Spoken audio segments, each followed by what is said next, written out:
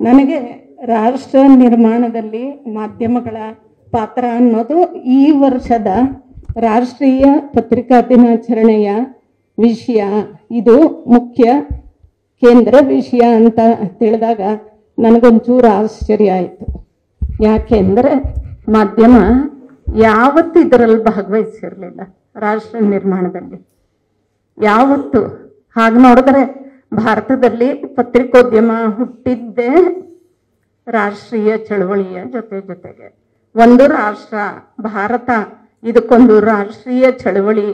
ಈ ಕಾರಣಕ್ಕೋಸ್ಕರನೇ ಭಾರತದಲ್ಲಿ ತಂತ್ರಜ್ಞಾನ, ಮುದ್ರಣ ತಂತ್ರಜ್ಞಾನ ಭಾರತಕ್ಕೆ ಬಂದ ಮೇಲೆ ಪತ್ರಿಕೆಗಳು ಹುಟ್ಟಿತು.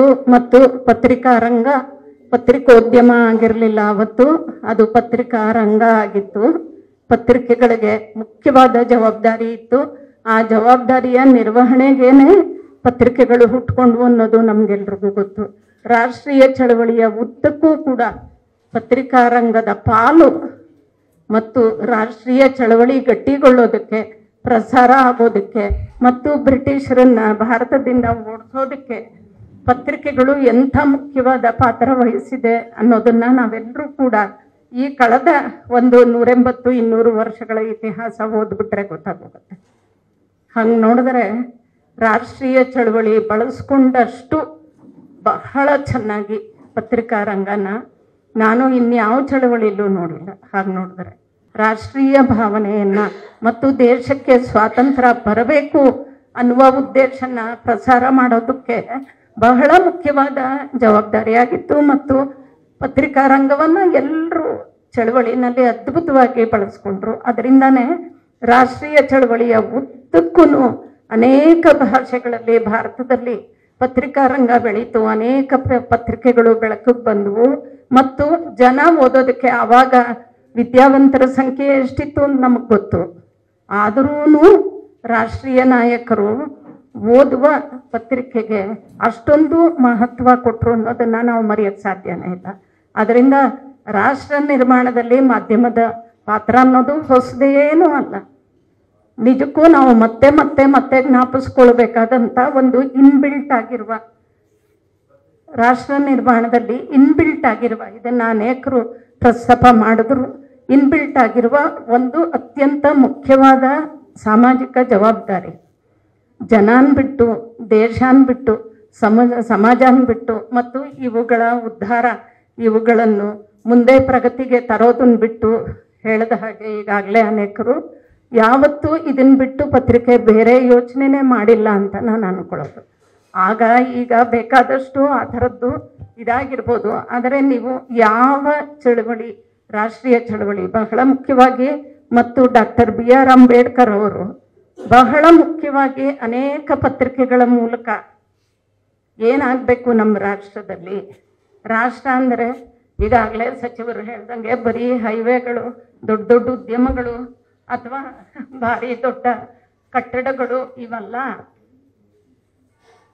ರಾಷ್ಟ್ರ ನಿರ್ಮಾಣ ಅಂದರೆ ಅದರಲ್ಲಿ ಇರುವ ಜನ, ಅವರಿಗೆ ಅನ್ನ, ಅಕ್ಷರ, ಆರೋಗ್ಯ ಈ 3 ಸಿಗತ್ತಾ? ಇದಕ್ಕೆ ಸರ್ಕಾರ ಕೆಲಸ ಮಾಡ್ತಿದ್ಯಾ? ಇದಕ್ಕೆ ಆಡಳಿತಾಂಗ ಕೆಲಸ ಮಾಡ್ತಿದ್ಯಾ?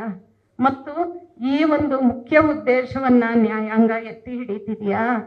ಇದನ್ನು ಕಾವಲು ನಾಯಿಯ ಹಾಗೆ ಎಚ್ಚರದಿಂದ ಮುಖ್ಯವಾಗಿ ಗಮನಿಸ್ಬಿಟ್ಟು ನೋಡೋದೇನೆ ಪತ್ರಿಕಾ ರಂಗದ ಕೆಲಸ. ಇದನ್ನು ಬಿಟ್ಟು ಬೇರೆ ಏನಿದೆ ಅದಕ್ಕೆ? ನೀವು ಇದರಲ್ಲಿ ಈ ಥರ ಜನಗಳಿಗೋಸ್ಕರ ಕೆಲಸ ಮಾಡೋದರಲ್ಲಿ ಮತ್ತು ಸಮಾಜದ ಉದ್ಧಾರಕ್ಕೆ ಕೆಲಸ ಮಾಡೋದರಲ್ಲಿ ಮತ್ತು ದೇಶದ ಉದ್ಧಾರಕ್ಕೆ ಕೆಲಸ ಮಾಡೋದರಲ್ಲಿ ಏನು ಅನುಸರಿಸ್ಬೇಕು ಅನ್ನೋದೇ ಪತ್ರಿಕಾ ರಂಗದ ಧರ್ಮ. ಅದು ಪತ್ರಿಕಾ ಧರ್ಮ ಅಂದರೆ ಇದನ್ನು ಬಿಟ್ಟು ಇನ್ನೇನೂ ಇರೋದಿಲ್ಲ. ಜನರ ಕ್ಷೇಮವನ್ನು ಪಾಲನೆ ಮಾಡೋದರಲ್ಲಿ. ಅದಕ್ಕೆ ಈ ವಿಚಾರದಲ್ಲಿ ಅದು ತನ್ನ ಸಾಮಾಜಿಕ ಜವಾಬ್ದಾರಿಯನ್ನು ಬಿಡೋದೇ ಇಲ್ಲ. ಅದೇ ಪತ್ರಿಕಾ ರಂಗದ ಪತ್ರಕರ್ತರ ಎಲ್ಲರ ತಲೆಯಲ್ಲಿ ಇರಬೇಕಾದ ತಂತ್ರಾಂಶ. ಇದನ್ನು ಬಿಟ್ಟು ಬೇರೆ ಏನು ಊಹಿಸ್ಕೊಳಕ್ಕಾಗತ್ತೆ ನಾವು? ಆಯಿತು, ಸಮಾಜದಲ್ಲಿ ಬದುಕಿನಲ್ಲಿ ಬೇರೆ ಬೇರೆ ವಿಚಾರಗಳಿದೆ, ಇವುಗಳ ಬಗ್ಗೆನೂ ಗಮನ ಕೊಡಬೇಕು ಪತ್ರಿಕಾ ರಂಗ ಅನ್ನೋದು ನಮಗೆಲ್ರಿಗೂ ಗೊತ್ತು. ಆದರೆ ಪತ್ರಿಕೆಗಳು ರಾಜಕಾರಣ ಅಥವಾ ಅವರ ರಾಜಕೀಯ ದೃಷ್ಟಿಕೋನ ಅಂದರೆ ಬರೀ ರಾಜಕಾರಣಿಗಳು ಒಬ್ರಿಗೊಬ್ರು ಬೈದಾಡ್ಕೋತಾರಲ್ಲ, ಅದನ್ನ ವರದಿ ಮಾಡೋದು ಮಾತ್ರ ಅಲ್ಲ. ಯಾವ ರಾಜಕಾರಣ ಜನಗಳ ಹಿತನ ಗಮನಿಸ್ತಿದೆ ಅನ್ನೋದನ್ನ ಅದು ಮುಖ್ಯವಾಗಿ ಎಲ್ಲರ ಗಮನಕ್ಕೆ ತರಬೇಕು.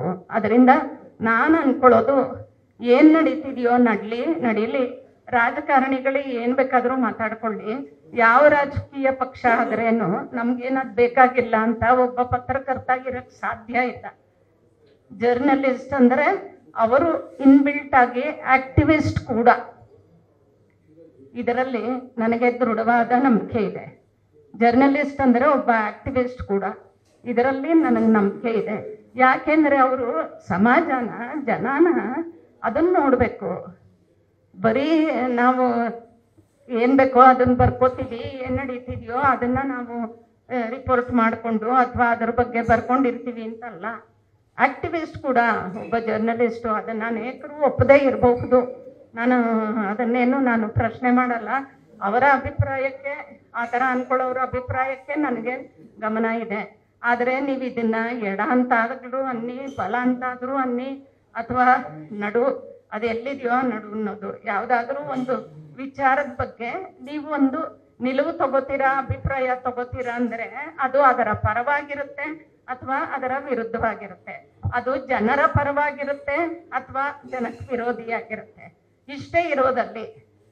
ಅದರಿಂದ ಇದನ್ನ ಮುಖ್ಯವಾಗಿ ಗಮನದಲ್ಲಿ ಇಟ್ಕೊಂಡು ಕೆಲಸ ಮಾಡಿದರೆ ಪತ್ರಕರ್ತರು, ಇಡೀ ದೇಶದ ಪತ್ರಕರ್ತರು, ಇಡೀ ದೇಶದ ಪತ್ರಿಕಾ ರಂಗ ರಾಷ್ಟ್ರ ನಿರ್ಮಾಣಕ್ಕೆ ನಮ್ಮ ಅಳಿಲು ಸೇವೆನ ಸಲ್ಲಿಸ್ದಂಗಾಗತ್ತೆ.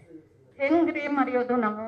ಇವತ್ತಿಗೂ ಗೊಲ್ರಟ್ಟಿಗಳಲ್ಲಿ ನೀವು ಹೋಗಿ ನೋಡಿ, ಬಸ್ರಿ ಇಲ್ಲ, ಬಾಣಂತಿ ಇಲ್ಲ, ಊರಾಚೆಗೆ ಅಂದರೆ ಅವ್ರದ್ದು ಹಟ್ಟಿ ಇರುತ್ತಲ್ಲ, ಅದರ ಆಚೆಗೆ ಗುಡಿಸಲುಗಳು ಹಾಕಿ ಅಲ್ಲಿ ಮಲಗಿಸಿರ್ತಾರೆ ದಿನ ತುಂಬಿದ ಬಸ್ರಿನ. 15 ದಿವಸದ ಬಾಣಂತಿನ ಅಲ್ಲಿ ಮಗು ಜೊತೆ ಕುಡಿಸಿರ್ತಾರೆ. ಯಾಕೆಂದ್ರೆ ಹಟ್ಟಿ ಒಳಗೆ ಸೇರ್ಸಿದ್ರೆ ನಮ್ಮ ಜುಂಜಪ್ಪಂಗೆ ಕೋಪ ಬಂದ್ಬಿಡುತ್ತೆ. ಇದ್ರ ಬಗ್ಗೆ ನಾವು ಪತ್ರಕರ್ತರು ಯೋಚಿಸ್ಬೇಡವಾ?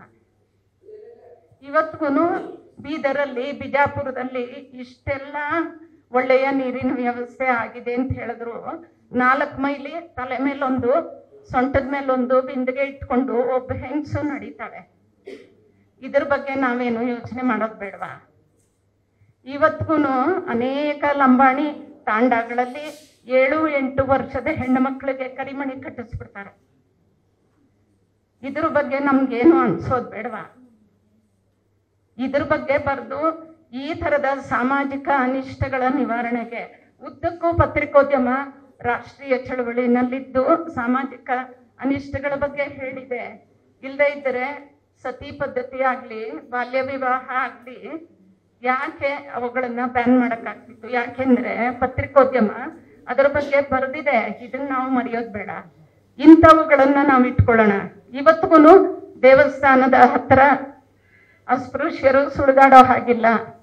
ಸುಳಿದಾಡಿದ್ರೆ ಏನೇನಾಯ್ತು ಅಂತ ಇತ್ತೀಚೆಗೆ ಬಂತಲ್ಲ ಒಂದು 3-4 ವರದಿಗಳು, ಅದನ್ನು ಗಮನ ಇಟ್ಕೊಳ್ಳೋಣ. ಅದರಿಂದ ನಾನು ದೃಢವಾಗಿ ನಂಬಿರೋದು ಪತ್ರಿಕಾ ರಂಗದ ಜವಾಬ್ದಾರಿ ಬಹಳ ಮುಖ್ಯವಾಗಿ ನಾವೆಲ್ಲರೂ ಗಮನ ಕೊಡಬೇಕಾಗಿರೋದು 2.